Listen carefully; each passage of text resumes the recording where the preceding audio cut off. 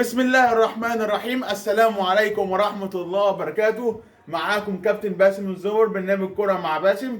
النهارده هنحلل الماتش هنتكلم النهارده على اخبار النادي الاهلي واخبار نادي الزمالك.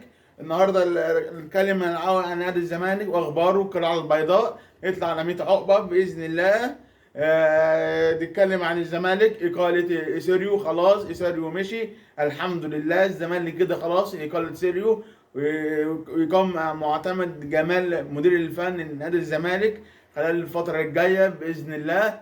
وكمان الزمالك خلاص كده معتمد جلال ونفس الجهاز مؤقت كده لحد ماتش بيراميدز ان شاء الله يوم الاربعاء الساعة 7 مساء بتوقيت القاهرة.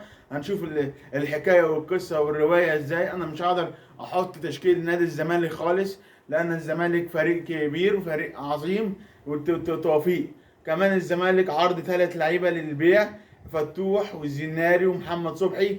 خلاص يعني فتوح ممكن بنسبة كبيرة قوي نشوفه في القلعة الحمراء النادي الأهلي أو في بيراميدز الأيام اللي جاية. والقصة والحكاية والرواية.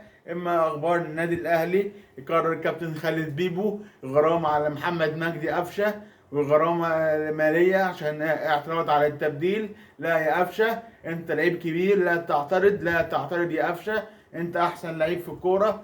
كمان إصابة الكابتن علي معلول، مليون سلامة يا علي. الإصابة ضربة جزاء شكلها لسه مؤثرة عليك. لا يا علي ركز، أنت لعيب كبير. لا يا علي يا معلول ركز يا كابتن علي. وكمان نشوف الحكاية والقصة والرواية. وكمان الأهلي عنده ماتش من الأربع الساعة 4 مع سيراميكا كليوباترا بإذن الله.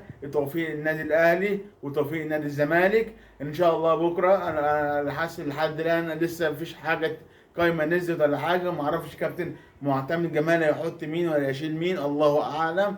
كمان كولر الله أعلم هل يريح برضو 6 7 لعيبة برضو من زي ماتش مقاولين ولا لسه.